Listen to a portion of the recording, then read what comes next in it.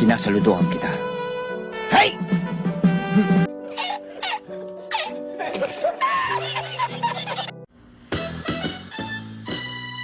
Magandang araw sa Pinas at magandang gabi saan man sulok ng mundo. Claudius TV aka Derek Ramsey. Mga kaderek, samahan niyo pong muli si Claudius TV sa kabanata ika-62 ng Holy Mitang Hire, ang labanan sa lawa. Kung mamarapatin ninyo, Ginoo, mayroon akong naisip na plano, ang wika ni Elias. Habang sila ay patungo sa San Gabriel, magtatago kayo ngayon sa bahay ng aking kaibigan sa Mandaluyong.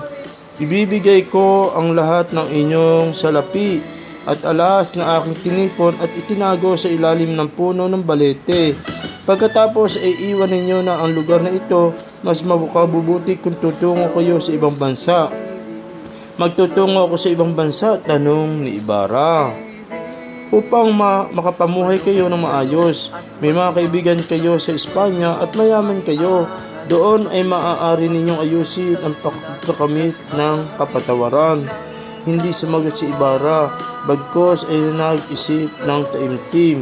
Sa oras ding iyon, nang papasok na sa ilog Pasig ang kanilang bangka, ay napansin nila ang isang lalaking sakay ng isang kabayo na nagmamadali at patungo sa tulay ng Espanya.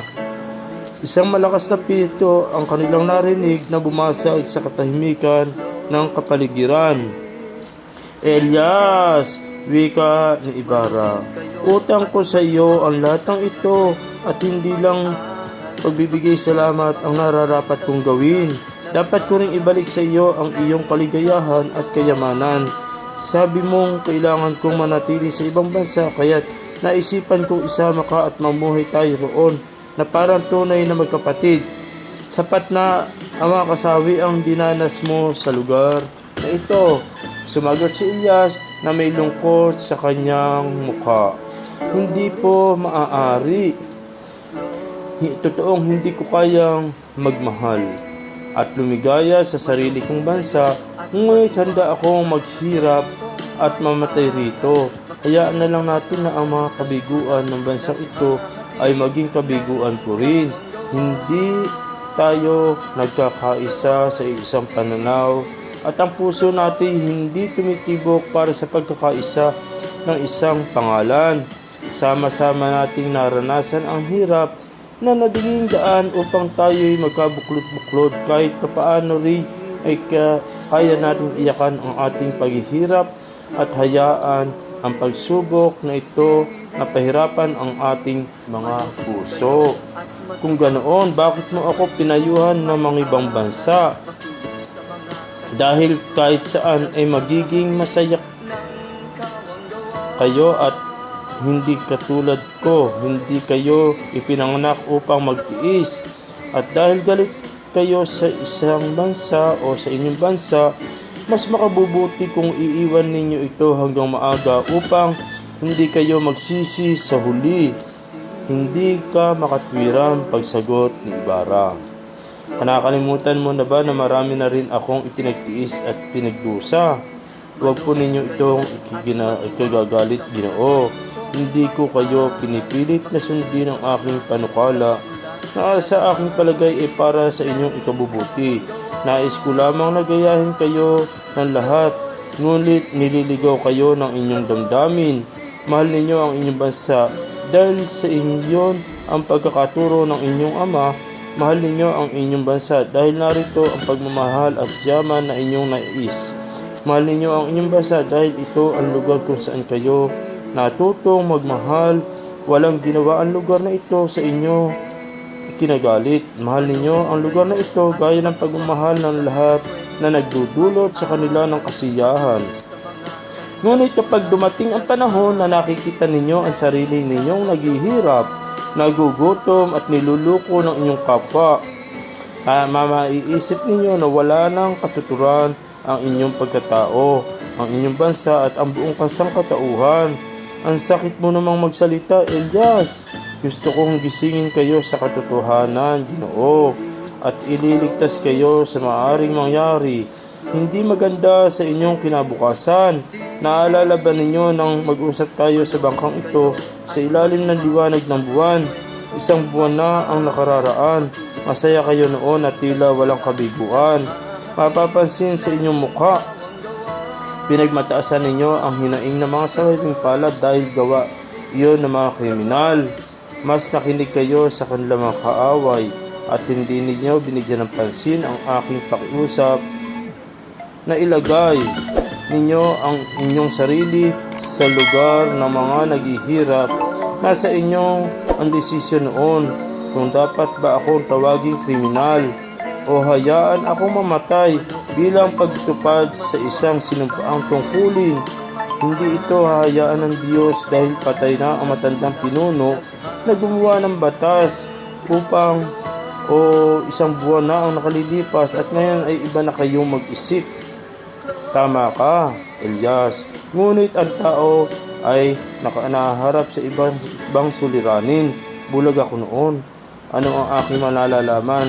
Ngayon, ang mga kabiguan ng aking pagkabilanggo ang nagturo sa akin na magbago. At ngayon, nakikita ko na ang kanser na bumabalot sa ating lipunan. Dahil dito, namulat ako sa mga sugat na nagtulak sa aking maging isang kriminal. At dahil dito, ang paraan na gusto nila, magiging mas marasa ako na gumawa ng masama at totoong maghimagsik. Tawagin ko na ang lahat ng naghihirap, lahat ng nagpadala sa iyo sa akin. Hindi ako magiging kriminal. Hindi matatawag na kriminal ang isang tao na patuloy na ipinaglalaban ang kanyang bansa. Sa loob ng 3 siglo, ay binigay nating bukas ang ating mga palad sa kanila. Humingi tayo sa kanilang pagmamahal at nais natin silang tawagin bilang mga kapatid. Ngunit paano nila walang pakikitungo? Ininsulto, tinuya, pinagdamot ang ating pagkatao. Walang Diyos, walang pag-asa, walang karapatan at ang tanging mayroon tayo ay ang karapatang makipaglaban. Sa tapat ng palasyo ng Kapitan General ay nakita nila ang mga di-karaniwang ginagawa ng mga Gwardiya Sibil doon. Magtago kayo sa ilalim ng sakate. Padadako tayo sa tapat ng palasyo ng Kapitan General. Puno ng Gwardiya Sibil ang lugar. Daraan po tayo sa nakabantay na gwardiya, kaya't magmamadali po kayo sa pagtatago. Nakatitiyak akong batid na nila ang inyong pagtakas. Tinigilan ng isang Gwardiya Sibil si Elias at tinanong kung saan siya galing. Galing po ako ng Maynila. Ihatid ko lang ang mga pagkain ng kabayo sa konsihal at sa kura. Ang sagot ni Elias, nagginaya ang tono ng pagsasalita ng mga taga-Pandakan. Lumabas ang isang sarhento at tinignan kung ano ang nangyayari. Maaari ka nang umalis, sabi nito sa kanya. Binabalaan kita na huwag kang magdala ng kahit sino rito. Nakatakas kasi ang isang bilanggo at kung sakaling makita mo siya, dalhin mo agad sa akin at bibigyan kita ng gantimpala. Masusunod po, Ginoo. Ano po bang itsura niya? Isang mistisuhing lalaki na nakasuot ng Amerikana. Marunong din siya magsalita ng Kastila, kaya't mag-iingat ka. Umalis na ang bangka at nilingon ni Elias ang anino ng gwardiya na nakatayo pa rin sa gilid ng naturang ilog. Maantala tayo ng ilang sandali ang bulong ni Elias. Kailan natin pumasok sa ilog, Beata, upang palabasing ako ay taga Peñaprancia. Makikita ninyo ang ilog na inawit ni Francisco Balagtas. Ang paligid ay nababalot na ng katahimikan ng gabi. Tumayo si Ibarra at pinagmasdan ang kadiliman ng paligid. Ang ilog ay makitid at ang pampang nito ay puno ng damo. Itinapon ni Elias sa pangpang ang kanilang dala. Kumuha siya ng isang mahabang kawayan at ilang sako sa ilalim ng damo at nagpatuloy na sila. Kayo ang hari ng inyong sarili, Ginoo, at ng inyong kinabukasan. Ang sabi ni Elias kay Ibarra habang ang huli ay tahimik. Ngunit kung bibigyan ninyo ako ng kapahintulan, ay sasabihin ko sa inyo na isipin ninyong mabuti ang nais ninyong gawin. Magpapasimula kayo ng isang digmaan. Oo nga't kayo'y mayaman, matalino at madaling makahanap ng makakatulong. Ngunit sa bandang huli, marami pa rin ang magiging kakulangan. Isa pa, dahil sa pakikidigma na inyong gagawin, ang lalong mapipinsala ay ang mga taong walang malay at yaong mga hindi kayang ipagtanggol ang kanilang sarili. Ganyan din ang damdamin na aking inihatid sa inyo. May 1 buwan na ang nakalilipas. Naaalala ninyo po ba? Ngunit ang damdamin ding iyon ay nagbigay sa akin ng pagbangon at umaasa ako na ito rin ang magdudulot sa inyo ng tamang pagpapasya. Ang bansa, Ginoo, ay hindi kailanman nag-isip na humiwalay sa Espanya. Wala itong hinihingi kundi kaunting kalayaan, katarungan at pagmamahal. Ang mga taong hindi kontento, ang mga kriminal at ang mga taong walang pag-asa ay susuporta sa inyo. Ngunit ang iba ay hindi. Kayo ay nagkakamali dahil nakikita ninyo ang kadiliman kahit saan at naniniwalang ang bansa ay wala ng pag-asa. Ako ay hindi sasang-ayon sa inyo. Kailanman ay hindi ako gagamit ng ganyang paraan hanggang nakikita ko may pag-asa pa sa mga tao. Kung gayon, ay aalis ako ng hindi kakasama. Ang matatag na tugon ni Ibarra.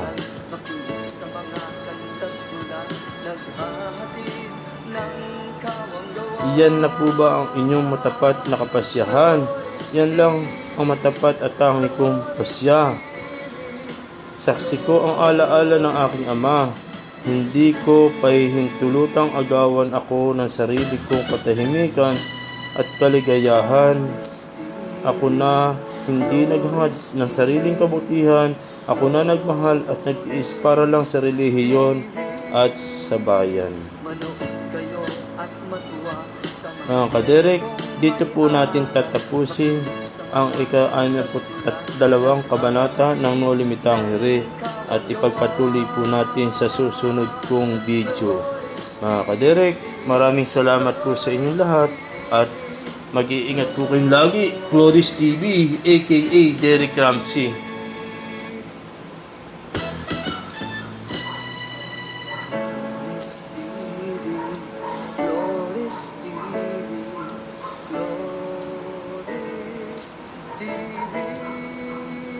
Manood kayo at matuwa sa